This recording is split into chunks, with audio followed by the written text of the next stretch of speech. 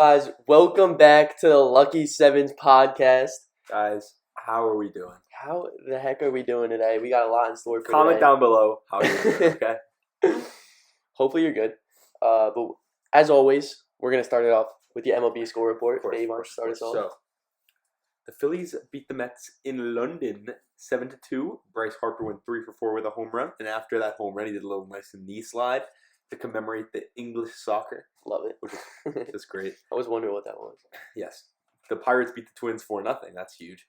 Second straight shutout win for the Pirates. Love it. Those pitchers been have been They absolutely did actually dealing. They did lose to the Twins today. But Oh, well. we're fine. That's good. Doesn't matter. The Nationals beat the Braves 7-3. Nick Senzel, MLB The Show legend, went 3 for 3 on the day with a home run. A lot of players had good games yesterday. I mean, that's how sports work. No, but like a lot of people did good yesterday. It was a great day for baseball. Building on the rest. All right, Giants stomped the Rangers 3-1. Blue Jays beat the Athletics 7-0. Kevin Gausman. Yep. Kevin Gausman had a complete game shutout. Great game from him. Reds outlast the Cubs in a 4-3 win. Brewers hunt down the Tigers in a 5-4 win. Good. And the Royals beat the Mariners again. Royals, sorry. It's just every other one has like an ERS. Or a lot of them have an ERS. And the Royals. The Royals beat the Mariners again 8-4. Alex Marsh with 8 strikeouts in only 5 innings. Great game from him. That's huge. And the next game we have is the Battle of the Sox. Love it. The White Sox playing the Red Sox. And the White Sox before this game were on a 14-game losing streak. Mm-hmm. And they finally got a big dub, 6-1. Gavin Sheets, 3 for 4 with a bomb. Maybe this is the turning point for the White Sox. I don't think so. I don't think so either. I think they did win again today. I don't know why. I guess it's a mascot so nice you got to have it twice. Yeah. The Orioles beat the Tampa Bay Rays 5-0. Kyle Bradish had 9 Ks in 6 innings, and Yandy Diaz had both hits for the Rays. Yep, Rays did not. Rays were not good. Did not have a day. It's not Yandy Diaz's fault though. He had a great game. The Rockies towered over the Cardinals in a 6-5 win. Rockies had 12 hits to the Cardinals 5. Ezekiel Tovar, talking about him again. We've spoken about him a lot. He's really good.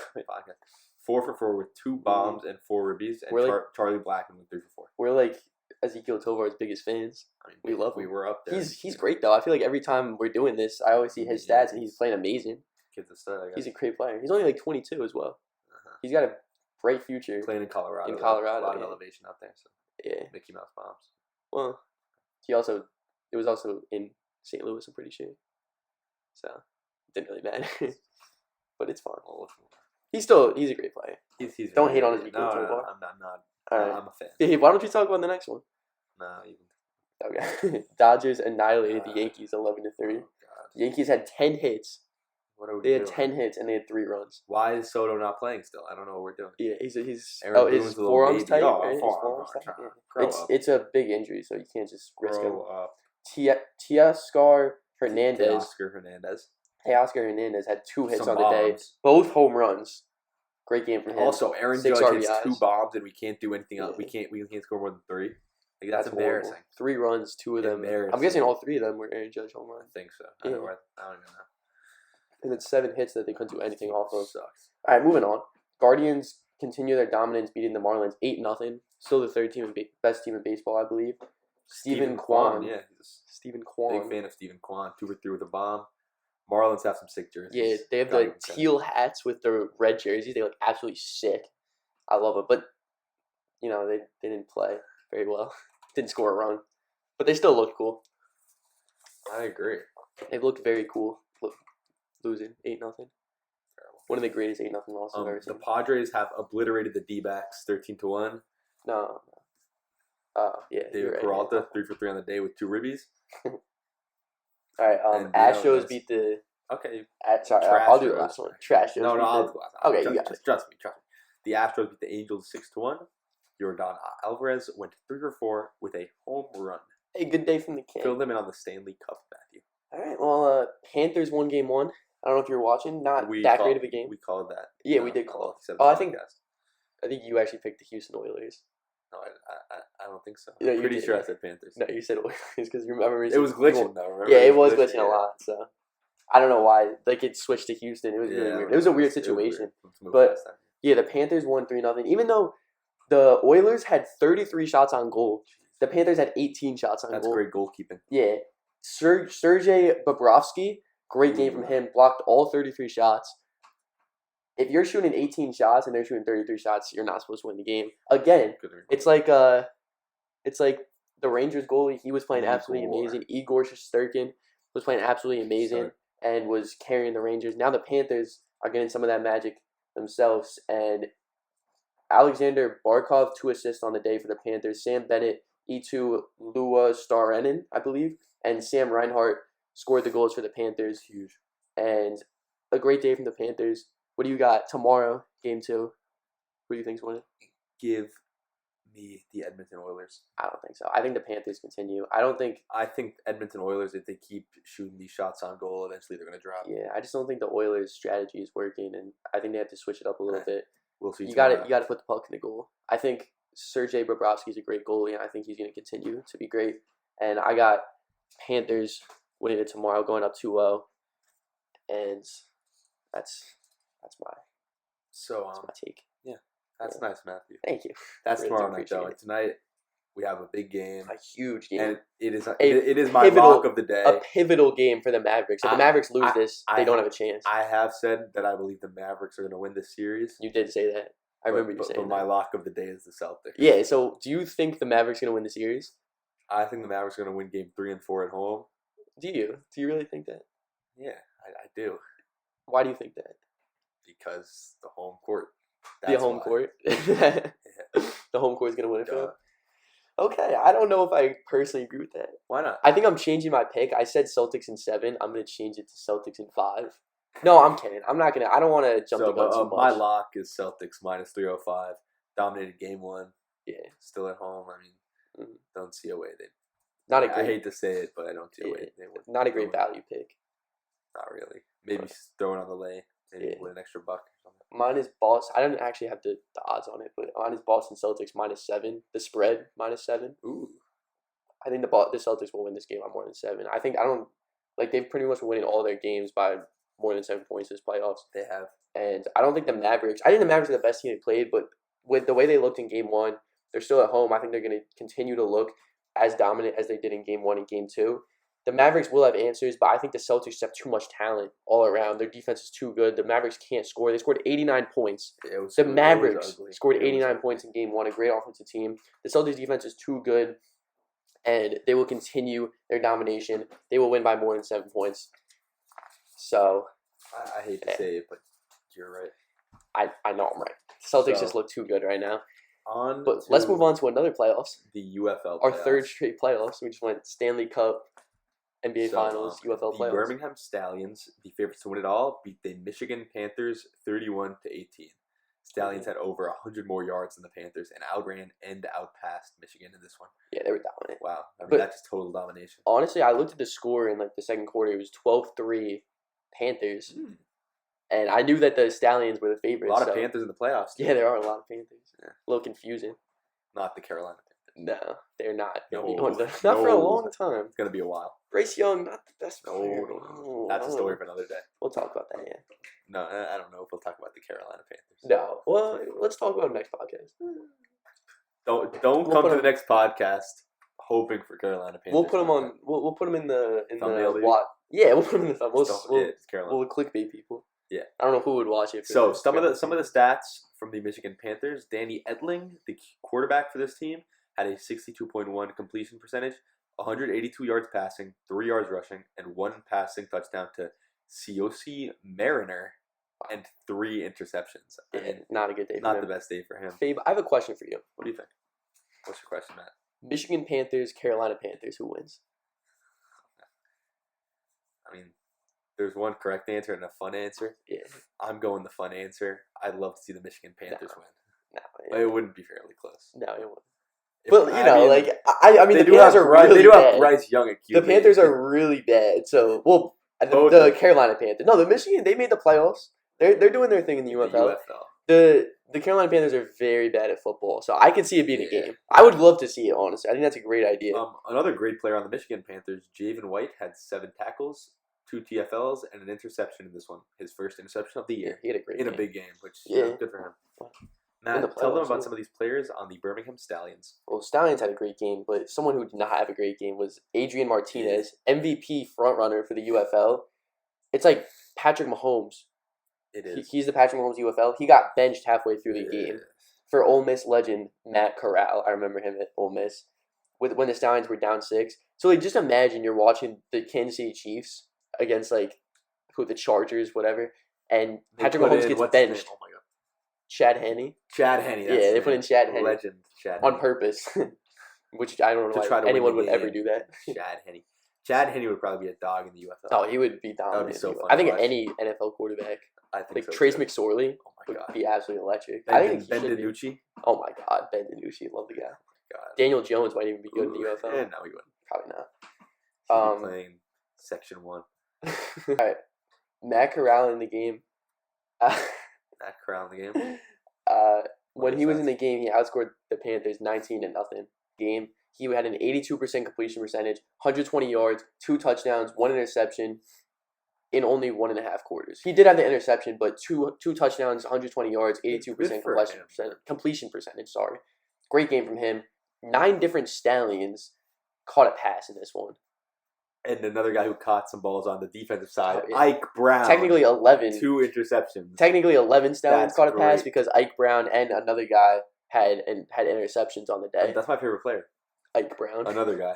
Oh, and I don't remember his name, but there was another guy who had an interception too. So 11 people caught a pass on the Stallions, which that's a recipe for success right there. It really is. And tonight we got Brahmas versus Battlehawks to see who will be playing the Stallions in the championship.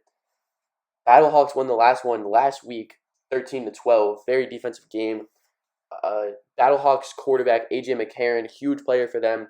His health is a question after in the last game less than 50% completion percentage, atrocious, and he's going to be a big piece. If he's not 100% in this one, Fabe, do you think the Battlehawks defense will be enough to win this one?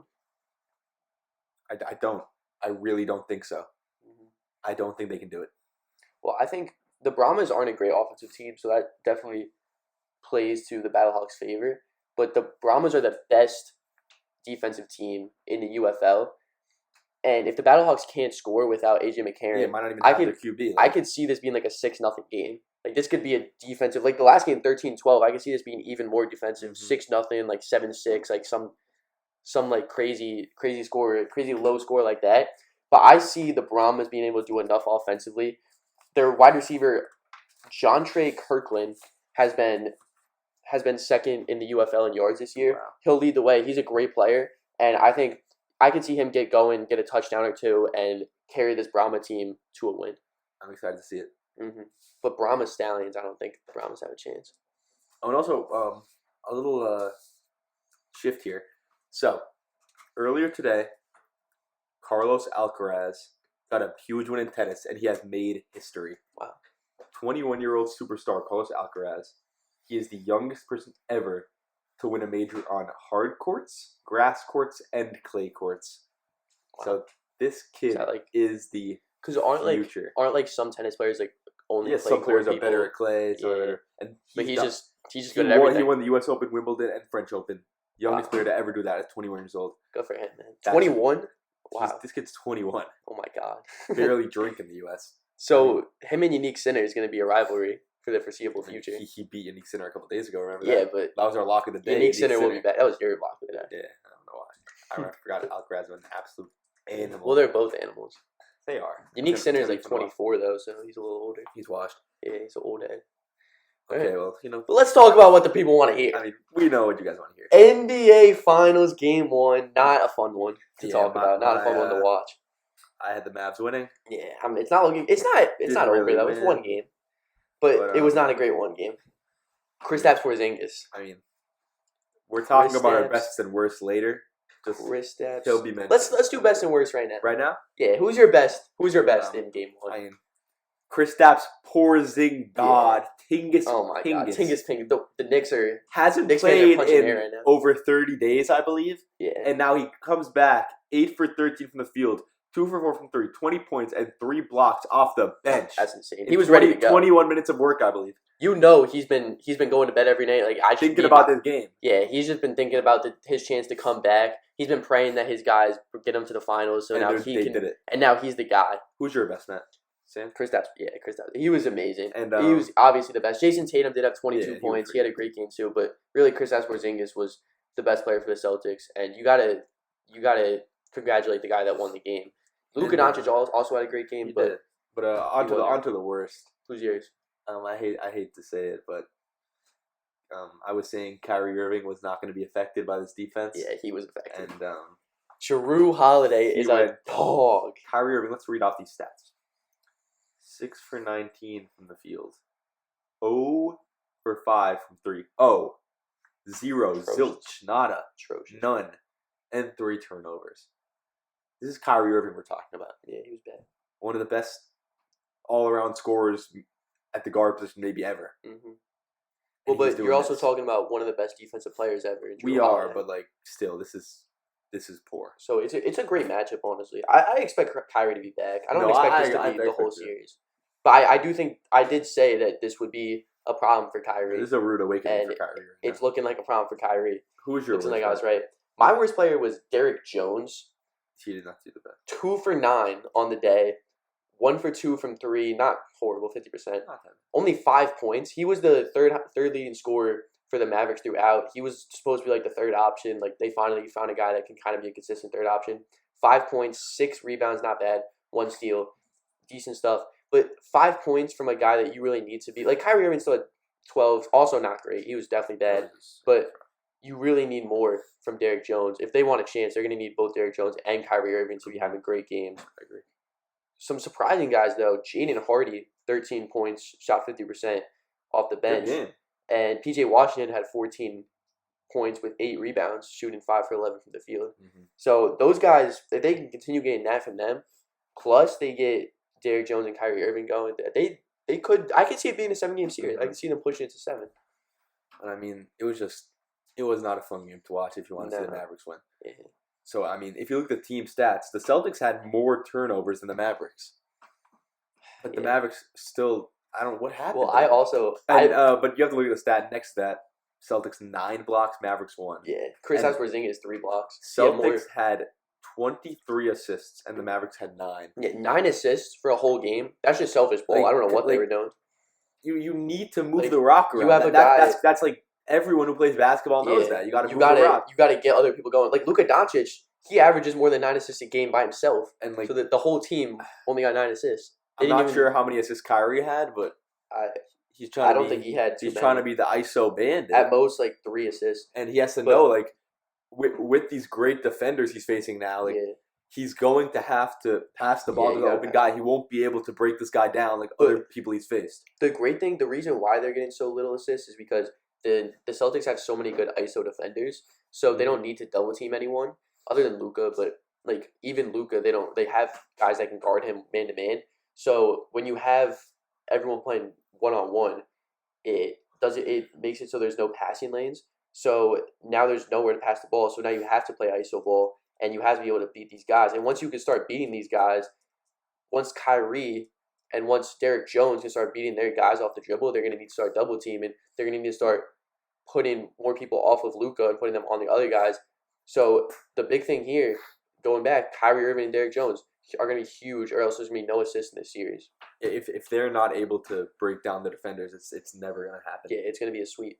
That's how it's looking right now. I hate to say it really is. It really also, that first game was awful to watch. I put I had Mavericks money line. I said my lock of the day was Mavericks money line, so that was a rough one for me too. I thought they wouldn't be ready. I thought they hadn't played anyone yet. They wouldn't be ready for this competition. I thought Kristaps wouldn't be 100%, and I thought he would struggle. He did completely the opposite of that. Mm-hmm. So shout out to Kristaps. I had Tatum's over on the way. Did not hit, but and Peyton Pritchard had no points. Yeah, that's what I had that. He's over. Surprising, man. Celtics shot 7% better from the field. Shot 12% better from 3. 12% better from 3 is the same. 5% better from the free throw line. Both teams had similar rebounding numbers, but the assist is really where the story of the game is. Yep. And that's really where you see if you see the similar assist numbers to that next game, it's going to be a similar result. On to So who do you think? Wait. Did I ask you this already? Who do you think? You said Celtics win game 2, right? I think Celtics win. Yeah, I think so. I think so too. We'll see once we get back to Dallas. Mhm. Maybe there's some shakeup. And going from that, very Sad very one. sad right now. Yeah, Birmingham just a lot of Southern sad stuff. has lost in the D3 College World Series semifinal to Wisconsin Whitewater 11-10. Just a great game.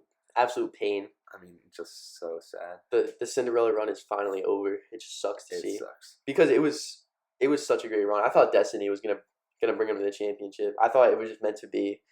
And Wisconsin Whitewater, like, just let them have their fun, you know? Like, let them do their thing. The school is completely shut down. Come on. You can go next year. Yeah, You won't be playing them next year. Yeah, go back to the national championship next year. And Boring. let us have our fun, you know?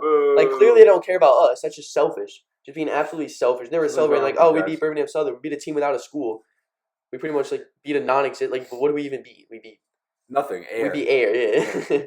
And we're celebrating. I don't like you, Wisconsin Whitewater. You guys are really rude. If they're listening, if anyone from the Wisconsin Whitewater team is listening, we don't like you. We do not like you. Nope. Why would you do that? Don't ask to come on the podcast. Anyone from Birmingham Southern, you guys are allowed on the podcast. Oh, we would love to have someone from Birmingham Southern. But it was a great run for Birmingham Southern. Shout out to them. So for us to be talking about a D3 baseball team shows that it's obviously an inspirational and great story. And the people, we need more stories like this in sports. But it's so special because it happens so little of the time. But great job, Birmingham Southern. Shout out to you. And there will be no next year. So right.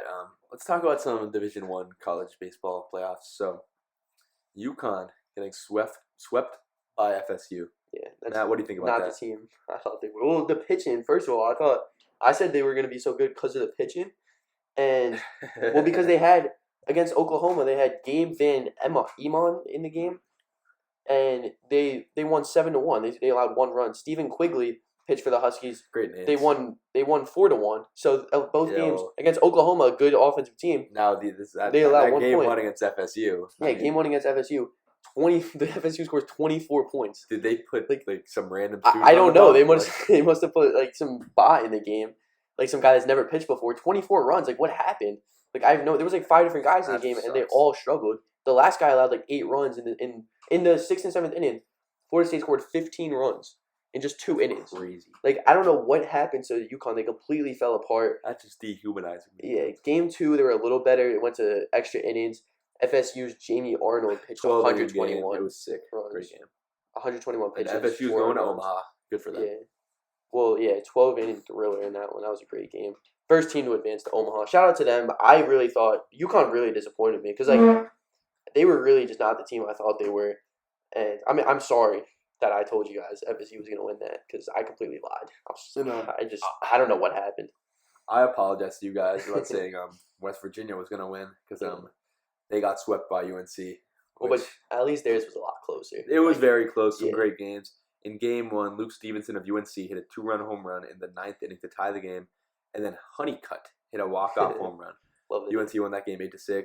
Honeycutt is a beautiful baseball name. I mean, I can't think of a better. I've seen that on the back of the jersey. Yeah, Honeycutt. I saw it. I was watching the game, and that was the first person I saw. I was like, "That's just gorgeous." And then in game 2, UNC won the battle 2-1, and UNC's going to Omaha. Good for them. Great for them. And also UVA. I said UVA national champion threat. They are the 3rd team to Omaha after beating Kansas State 10-4. Great game from them. They're a good offensive team, good defensive team. They got everything they need. Don't be surprised if they're in the national championship. Okay, national championship I believe is in like 3 weeks from now, so we won't be talking about the national championship. I believe those are the 3 out of the 4 underdog games we were talking about last podcast. Yeah, and the 4th one is still going on. Yep. Evansville, beating number 1 Tennessee 10-8 to tie the series at 1 apiece. I don't think Evansville. I don't think anyone expected those guys in Omaha. Exactly. I don't think anyone expected that to be the last one going out of those 4 games. I mean, that was one we were like, oh. Yeah, that's one we thought was going to be the gimme. Yeah, but Tennessee. Shout out to Evansville. Like Tennessee's a very good team. Number 1 in the nation. Yeah, number 1. Everyone thought they were going to be the team that wins it, and Evansville is coming out here, and they don't care what people think. They don't care about. They're putting their name out. They don't care about who people think is going to win it. Evansville thinks Evansville is going to win it, and I love it. I love what I'm seeing from Evansville. Also, number 10 NC State put their name on the map, beating Georgia 18-1. Everyone on NC State got a hit. Bunch of guys got 2 or 3 hits. Wolfpack had 20 hits total. 5 bombs. 5 home runs. Georgia had 4 hits. So it was a horrible game from Georgia. But Tennessee, number 10, Georgia, number 7. So you wouldn't expect this outcome.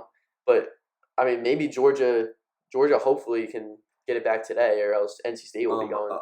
A result that you would expect, though, is number 2 Kentucky beating number 15 Oregon State 10-0. Mm-hmm. Oregon State had 1 hit and struck out 12 times. Yeah, Oregon State was really bad. I think the Pac-12 is very bad.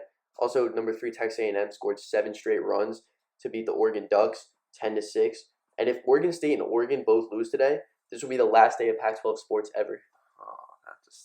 We already spoke on that. Rest in peace. Yeah, Rest just in a peace sad little tidbit. That's that's really sad. Like it really shakes you. Hopefully, Oregon and Oregon State, one of them can get a win. Yeah, but I don't think so. They really did not look good. Both allowed 10 runs. It's kind of funny. But they also, I don't think the Pac-12 is very good in baseball. I think they kind of got overrated, getting 3 teams in the tournament. And I think we're seeing the end of the Pac-12 today. I'm excited to see Omaha. That tournament in Omaha is going to be sick. It's going to be a good time. So, on to the PGA Tour. Right now, we got the Memorial Tournament going on. Still going on. Scotty Scheffler, no name in the golf game. Mm-hmm. He's in first place with a score of -9, 3 in front of second place Victor Hovland and Adam Hadwick. Jackson Koivu made the cut. We spoke about him. But it's in 46th place with a +5 score. Much better than I would do that. Yeah, but he's not doing amazing. But he made the cut. I think like top 50, so he's still doing good for himself. Yeah. We got Patrick Rogers, Davis Riley, and Ben Griffin, who both needed to win this tournament to qualify for the U.S. Open, have been cut from the field. Hate to see it. Won't be going to the U.S. Open. Davis Riley was a guy, I remember we talked about him. I don't remember what we were talking about, but we definitely mentioned Davis Riley before. Some guys still in the running are Lee Hodges and Andrew Putnam, who both have an even score, but they need a miracle to win this tournament. I mean, with Scotty Scheffler -9, they would need to make up a huge gap there. I don't think it's gonna happen. Hopefully, we could see some shakeups, but I think Scotty Scheffler is definitely gonna win this one. He's an animal. Yeah, he's great. He's great. U.S. Open starts June 13th. That's gonna be huge. Scotty Scheffler will be there. My dark horse to win it all. He's not a dark horse. He's probably the favorite. And then Xander Schauffele. Schauffele or whatever his name is. Schauffele. I don't know. He's an animal. Yeah, he's a good player. They got a few other good players. Jackson Koivu won't be there, sadly. Don't think he would be amazing in it. I don't think so either. But he's figuring it all out. He's 18 years old. Yeah, 19 years old, whatever time. he is. Yeah, going against guys that have been playing golf for a long time. My dark horse to win the U.S. Open, what's his name? Bryson DeChambeau. Oh my God, yeah. I'm a big fan of him actually. Yeah, I follow him on Snapchat. Wow, I don't know how that happened. Look at you. But he has a great. He posts like 10 million things a day on Snap. But I love it. Good for him. He's a good guy. But I remember him at the Masters. He started off really good and then kind of fell off. He was getting close to winning it. I remember seeing the media. Well, in the first day, but after that, I think he was winning after the first day, and then after that he kind of fell off. But he was still really good at the Masters. Yep. Okay, so talking about really good, talking about upsets, talking about all that. It is a Sunday. Mm-hmm. But let's still, new segment. Throwback Thursday on a Sunday. Matt, fill them in on this. Let's talk about the greatest upset in NFL history. Since it's Sunday, we're doing an NFL throwback. On the morning of February 3rd, 2008, NFL fans thought it was going to be a historical day. If the Patriots won the Super Bowl that night, they would be the first NFL team to end the season 20-0. It wasn't much of an if, though. They were playing the NFC's 5th seed New York Giants. No one gave the Giants a chance in this game, except for the Giants. So it was really, like, the Patriots were known as one of the best teams ever, and still are known as one of the best teams ever. They had, like, Randy Moss, obviously Tom Brady, Julian Edelman. I don't know if they had Julian Edelman yet, actually. I don't think so. But they had a lot of great players, one of the greatest defenses of all time. Kind of reminds me of the 2016 Golden State Warriors. Yeah, they kind of... Also with the way it ends. Too. Yeah, that's very true, actually. I guess great teams don't have a good ending. Great regular season teams don't have a great ending. Celtics, great regular season team, could be a teaser. Could be. I don't think so. Could be. I don't think so. All right, but let's talk about the game. Giants opened up the scoring with a field goal, but the Patriots responded with a touchdown run to make it 7-3. The Patriots got into field goal range again, but fumbled with 17 seconds left in the half. 7-3 was the score at halftime. After a shutout third quarter, David Tyree caught a touchdown pass from Eli Manning to make the score 10-7. You'll hear his name again soon. Oh, yeah. Tom Brady responded with a touchdown throw to Randy Moss to make the score 14-10. Wow. And then with a minute left in the game, 3rd and 5, David Tyree, Eli Manning steps back in the pocket. He's under pressure, shucks up a prayer down the field. I don't think he even knew there was someone down there. David Tyree gets up under there it, and slams it on his helmet. Gets it in his hand, puts it on his helmet, and comes down with it at the 25-yard line for one of the greatest plays in all of sports history, really. One of the most famous plays in football history, easily. And then with 33 seconds left, Plaxico Barris caught a touchdown to make it 17-14. 33 seconds left. Patriots, four more plays, weren't able to score on any of them. And the Giants upset the 19-0 Patriots. Ooh. Now 19-1. Let's go, Giants. Yes, sir. Let's go, Big Blue. Let's go, Big Blue. Let's go, Big Blue. That wasn't me. I wish I could have been conscious during that time. I feel like the Giants, as soon as I became conscious, the Giants. I was playing that game. Oh, really? Yeah. Were you? What were you, a receiver? I changed my name a couple years ago. What was it before? Tom. Tom? Oh, it's Brady. No. You're Tom Brady? No. Okay. Let's move on. So, we have a segment about this guy, Jeremiah Estrada. Mm-hmm. Amazing. We saw a video about him, and we were like, we have to talk about this. Yeah, so he was, before you talk about it, I just want to say he was not very good. He got moved down to the minors, and then Fade, tell us what happened when he was in the minors. So, he worked on this new pitch. Mm-hmm. And it's working. Oh, yeah. You could say that again. With this new pitch, he's striking out 48% of the batters he has faced. So, this new pitch he has is called a chitter. It is a combination of a chitter. Oh, chitter. Okay. A combination of a changeup and a splitter. So, this pitch he has 13.8 inches of horizontal movement and barely any vertical movement. So, it just moves in weird. It's very weird movement. Search up Jeremiah Estrada chitter if you like to see with a it. C. Chitter. So, as of May 29th, only one player in the MLB has gotten a hit off of this pitch. Wow. That's incredible. I mean, he's the only pitcher to throw this pitch. Mm-hmm. Most pitchers who throw this splitter type of pitch, they move down and not out, but his moves out and it's weird and it doesn't make any sense. It's silly. So it's an anomaly, but I'm really excited to see if hitters start seeing it better or if they keep looking silly against it. Also, this guy throws gas, 98 on the fastball, and I'm going to read off his stats for the year. So he has pitched 20.2 innings, 34 strikeouts, and a sub-1 ERA, 0.87 ERA. Wow. Absolute animal. So he's really with this pitch, he's really turned himself into one of the best pitchers in baseball. He really is. Wow. Great reliever. Maybe a Cy Young candidate. No, he's a relief pitcher. What is the reward for best relief pitching? There is. I don't know. Probably something. I'm not sure. He's been great, though. And it's good to see because he was a minor league player. And before this, he sucked. Hey, but my question is, you would probably know this better than I would. This has got to do something to your arm. This has got to, what he's doing, you watch the pitch, and it looks like a lot on your arm. So I don't know if this is sustainable for more than, a year to keep throwing this exact pitch. Really. I don't think so. It won't put strain on his arm. You don't think so? No. Pitchers throw curveballs their whole career. That's way worse for your arm. But this pitch looks very weird. It just doesn't look like a natural. Obviously, none of the pitches are really natural. I feel like pitching's the most. Just depends on his arm care, And he's on an MLB team. They probably really care about that arm care stuff. Yeah. They're paying him a lot of money, so they can't risk him getting hurt. So hopefully he is able to keep this up. I think he'll be fine. Yeah. So Matt, let's talk about the best and worst from the MLB this week. Mm-hmm. Let's start off with the worst game. Would you like to do that? All right. Well, my worst. Let's start positive. Best game. Actually, no. We'll start negative and get to positive. Yeah. So my worst game, Padres beat the Diamondbacks 13-1. I had the same game. Yeah, 12-20. I had Diamondbacks money line. I put it in the fourth when they were down 4-0. I put Diamondbacks. I thought they were going to come back, and I checked back literally a few minutes later. It was 8-0. So that was not a great bet. So I have a little personal vendetta against this game. So I would have to say this was definitely the worst game of the week. But my best game of the week, Cubs beat their crosstown rival White Sox on a walk-off home run. They beat them 7-6. What a game. They shouldn't have been that close with the White Sox. The White Sox are horrible. But they did end up winning it, and it was a great game to watch. For them. And a crosstown rivalry, you got to love those games, especially when a rivalry ends in that kind of fashion. It's a great game. My best game was from earlier today across the ocean. The Mets-Phillies game from earlier today. Really? Mets win 6-5. So it was the bottom of the ninth. Mets pitching up 1 with the bases loaded. 1 out. Nick Castellanos grounds like a really weak ground ball to the catcher. The catcher grabs it, steps on home plate, and then throws it to first to end the game. Wow. Win 6-5. Very close game. Mm-hmm. Nail biter. I mean, what a play from that catcher, and just really putting baseball on the map in England. Yeah. Those guys are going to be like, oh, I want to watch more baseball now. And then they're going to move to America. I don't think they moved to America for a game, but I don't know.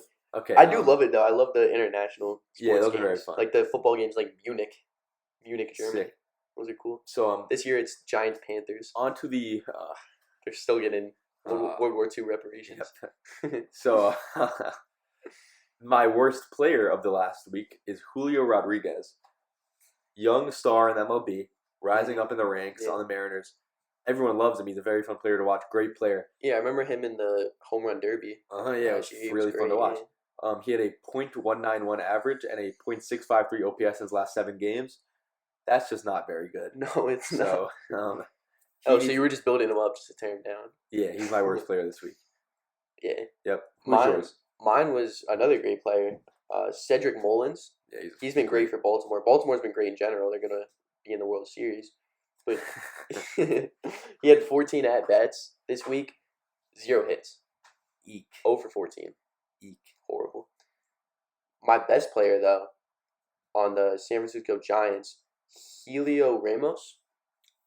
I believe that's how you say it, yeah. Yeah, Helio Ramos. Wow. 4 home runs, 11 hits on 22 at-bats. He has been dead even, 500 on the week with 4 home runs. Great week from him. Hope to see him continue it. Giants have been great this week too. So, not that they're not my best team, but they've been great this week, and he's been a big reason for that. So, he's great. My best player. I'm a very biased Yankees fan. We know who it is. It is Aaron Judge. I did see that. The guy above Helio Ramos was Aaron Judge. Yes. The last 7 days, 474 average, 643 on base percentage, and a 1,643 OPS. I mean, these are just video game numbers. I mean, God. Wow. If he keeps going like this, I heard he was falling off. I heard the last few years he's been falling off. Hang his name up in the rafters. Yeah, just his name. Aaron Judge. Love it. Not even the number. Nope. Don't put that man's number up there. We do not want to see his number up there. Yep. We're never letting another Aaron Judge play baseball. I love it. No, but he has been great. I'm not gonna lie. I thought he was falling off, but he has not been falling off recently. He's been great. He started off slow this year, and then he's becoming the best player. Well, last year he wasn't great. What? He wasn't. I mean, the Yankees weren't great. I don't know. Well, the Yankees. He wasn't really that he was very good last year. He was alright. Overrated, in my opinion. Okay. All right, who's your best team? I'll go with my worst team first. I have the Miami Marlins. 1 for 6 in their last 7 games. Got shut out 3 of those games. Good jerseys, though. They do have nice jerseys, but the bats need to wake up. I mean, that's just getting shut out 3 of your last 7 games. That's ugly. They have Jesus Sanchez. Yeah, love Jesus Sanchez. And what about him? And Jazz Chisholm. Great names over there. MLB The Show cover athlete for some reason. I don't know why. Don't know why he's on the cover. Is he really good? No, the Marlins aren't good. He's fun to watch, but it's not very. It's like Fernando Tatis. Is he really that good? You know, he was very good. He was very good. When he was on the cover, he was very good. Yeah, no, he's not. All right, what's your worst team, Matt? All right, my worst team is the Milwaukee Brewers, who got swept by the Phillies earlier this week, and then last night lost to the Tigers 10-0. Not a great week from the Brewers, and they're a pretty good team, so would expect better from them. So, talking about the Phillies, I have them as my best team of the last week. 5-2 in their last 7 games. A really tough loss last night, so they really fought that game too. I mean, this team, they're number 1 in the power rankings for a reason. They're a great squad, pitching, hitting, bullpen, everything. I mean, they have everything you need in a baseball team. Yeah, they've been great. They've been great all season. I have Ellie De La Cruz's Cincinnati Reds, 6-0 on the week, scoring double-digit runs twice this week. They've been absolutely amazing. They were losing. I forgot who they were. I think they were playing the Cubs. They were losing, but they won their last 3 against the Cubs, and then they won their 3 against what's his name, Ezequiel Tovar's Rockies. Yes. But yeah, since they've been great this week, hopefully they do beat the Cubs, so I look even better. But they're dark horse World Series team. No, they're not. But they've been great this week. All right. So That's good. Let's move on to everyone's favorite segment. Time for Trivia. trivia. Okay. All right, why don't you start us off? I have 2 questions today for you. Oh, wow. That's a lot. So, the first question is, who is Edson Arantes do Nascimento better known as? Can you say it one more time? Who is Edson Arantes do Nascimento better known as? He's a legendary soccer player.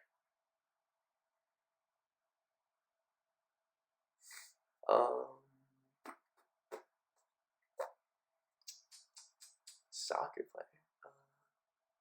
I'll give you He's his from country. Hungary? No. He's a legend. He's known as one of the best players ever. Brazilian. Pele? Correct. Hey! Wait, what's his name again? Edson Arantes do Nascimento. Edson Arantes do Wow. Nascimento. Long name. Yeah. Pele has a nicer. Yeah, I like Pele. ring I wonder to it. how he got to Pele from that.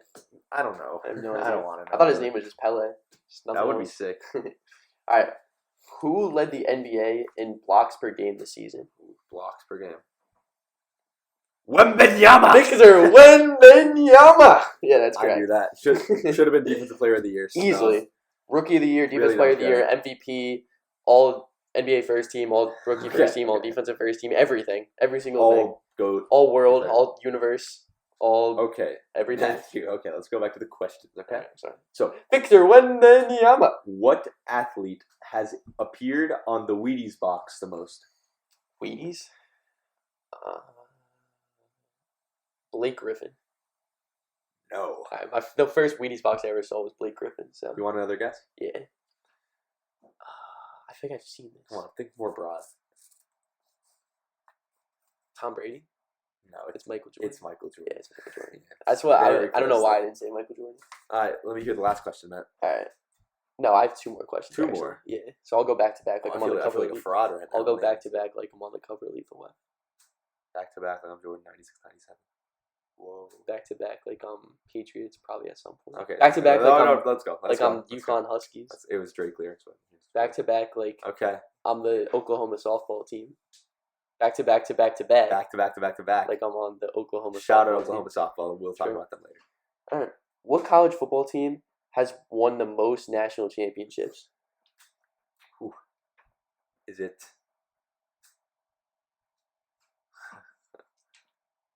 Is it Alabama? They're second. They're second. Yeah. I'll give you a few more guesses. Can I have a hint? I believe it's in Connecticut. Is this some Mickey Mouse team? No. They're like a big time team. Yeah. It's not. Well, they have the most national championships ever. So they got to be somewhat Is big, it like big time. D3 national championships? No, it's actually D1 national championships. Like FBS. School. It's not UConn, right? It is not UConn. I don't know. I'm lost. Name schools in Connecticut. Just one more guess. Schools in Connecticut. I'm blanking right now. God. Is this like really obvious? It's Sacred Heart University. No, I'm kidding. It's Yale. Yale. Yep. Yale has the 18, Ivy League. 18 national. No. Because in like the 1890s, they won like 10 in a row. They were all like before 1930. They won like 10 in a row. Jokes. Okay, let's go. Move on. All right. Name an NBA player that has worn the number 22. Jimmy Butler? That is correct. Boom. Bang. What a Can you name question. one more? Yeah, that's kind of boring. Yeah. That was my number one, but there's so many. It's very hard now for some reason. Yeah. Jeez. I didn't know if you'd think of Jimmy Butler. Huh. Oh. Yeah. I don't know if I would get it. Did George Hill ever wear 22? I can look it up. I don't have George Hill on my list. That would be a pick. George Hill. He was a legend in Indiana. George Hill.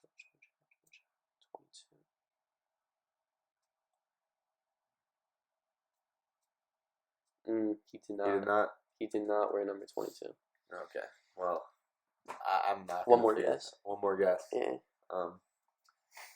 Jamal Mashburn. I would have to look that one up as well. I'm just guessing obscure players at this point. Watch.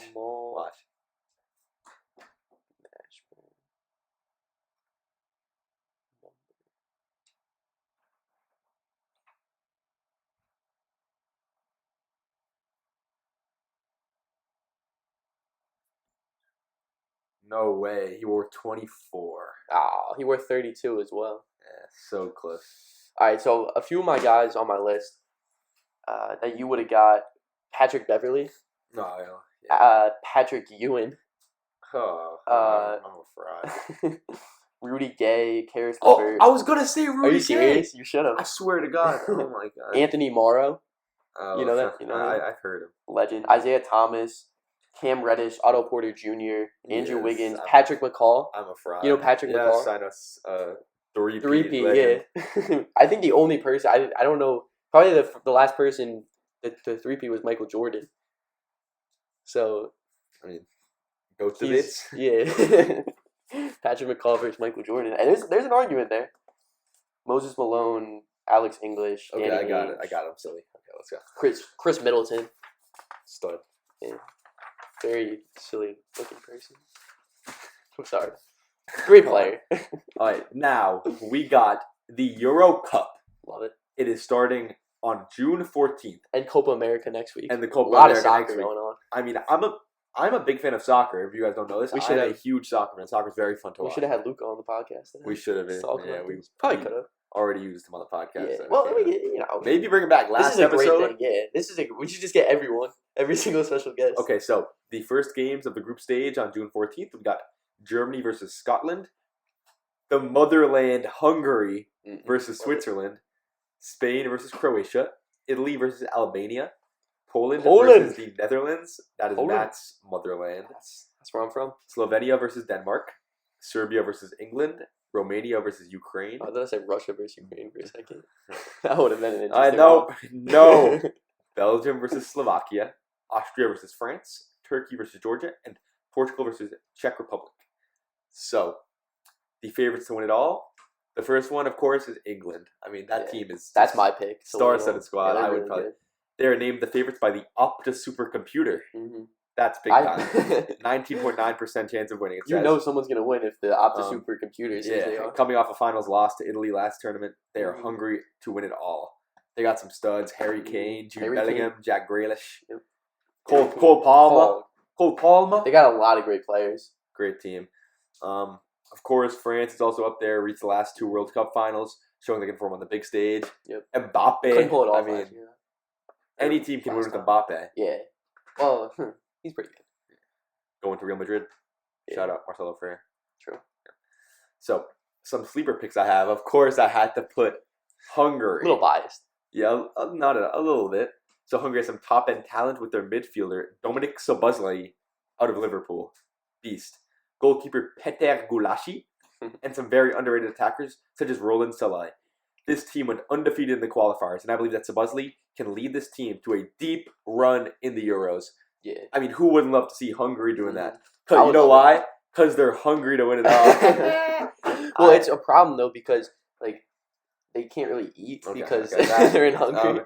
So they probably get worn out very easily. Tell them about this Denmark team. This Denmark team. This is the second team. They're genuinely like a very solid sleeper team. They definitely could make a run at it. Great attackers on this team. Jonas Wind, fast as the wind, and Rasmus Højlund. Yep. Their midfield is also great with Christian Norgard and Christian Eriksen. Great names out in Denmark. Yep.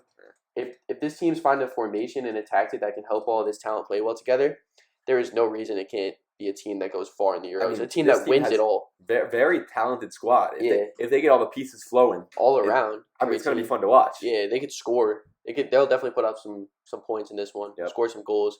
If they can defend well, they can compete with Mbappe and France and also England. I think they can honestly. I think honestly, if they're in like the Final Four, I think they will be. I think they'll make it to the Final Four. That's my prediction. You think so? That's my prediction. And they'll play either France or England. And I don't know if they'll win, but they will compete with them. So if I had to put money I on don't it, think- of course I'd put England. I mean, that team Yeah. is just so star-studded. But But they're not you unbeatable know, I might also put a little bit of money on on the Hungary. motherland. Yeah, Hungary. you got it. I don't think Poland is a good team to bet on. Why They're not? very good. Yeah, I'll put a little bit. I'll put like $100. Okay. Just a little bit. Okay, so on to, we spoke about them earlier. Dominant. Absolute domination from Yeah. Oklahoma softball. Mm-hmm. So, Matt, I have a question. How many national championships has this team won in the last 4 years?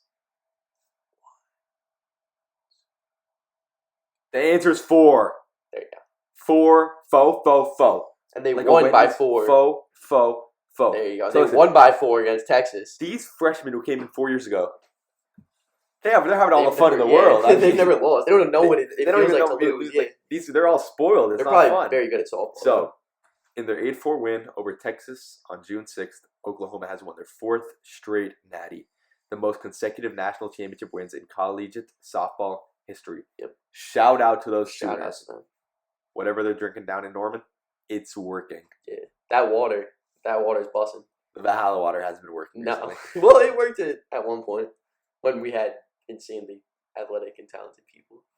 Yeah. I don't think it was the water, really. Yeah. Okay. It was Richard Clinchy. Absolute Okay. absolute legend at the coaching position.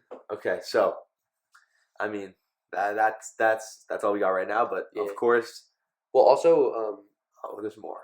I don't know. I was looking. They were like the 6th ever team. I think there was 6 other teams in college history that have won 4 straight national championships, and to get to 5, there would only be I think UCLA men's team won 9 in a row, but there's only a few teams that have won 5 in a row. So I'm just glad to see what these Sooners do. yeah, if they're able to repeat and keep going, they could be really a historic team.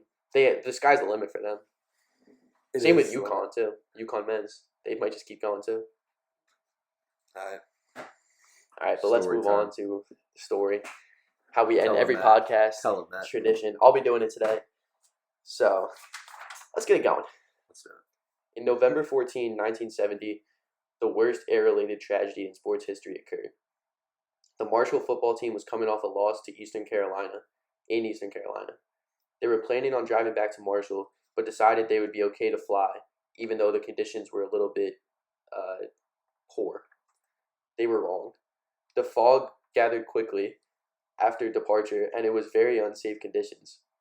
The plane crashed, killing all 37 players, 8 coaches, 25 boosters, 2 pilots, 2 flight attendants, as well as the charter coordinator. A few players did stay home, and during this tragedy, for whatever reason, because they were injured or because one of the coaches was driving to a recruitment, so he wasn't on the plane, and they suffered terrible survivor's guilt. They felt like they should have been on that plane. Yeah. They felt like they It's should have been the awful. ones that went down with their team. Very sad situation. It was a huge tragedy throughout all of Marshall. It was a very small, tight-knit community, and everyone was very close, and it obviously hit everyone there hard to lose their football team. This football season was canceled, which was obviously the least of their concerns. They lost a lot of friends, a lot of family, and just a lot of great people that day. It's just such a silly thing. And so the next year, they had a team made up of the few players that survived, if they had the mental capacity to play football again, to get on a plane again. And mostly freshman team the next year, even though at this point freshmen weren't allowed to play varsity, but because of the situation, their team was literally all freshmen. Yeah, they had to. Yeah, so they had a freshman team. Some guys that never played football, or were hadn't played since high school, were stepping in all play. They were doing walk-ons, and so many walk-ons. They just needed to fill out the team. And the next year, they won 2 games with this with a team that shouldn't win any games. That's just insanity. And they won it for their brothers before them that didn't get the chance to win anymore. Shout out to those guys who stepped in and took the role. Big Shout out to Marshall. It's a sad story. I watched the movie We Are Marshall. Very inspirational, great movie. Definitely go check it out. But an inspirational story because they were able to win those 2 games for their brothers. That's And great. their new coach, because their head coach was one of the people to die on the plane, but their new head coach led them to win those 2 games. An inspirational story. Yeah. Shout out to them. Thank you, everyone. Stay hungry, but also stay humble. Have a great day. It's been real. We'll see you, boys.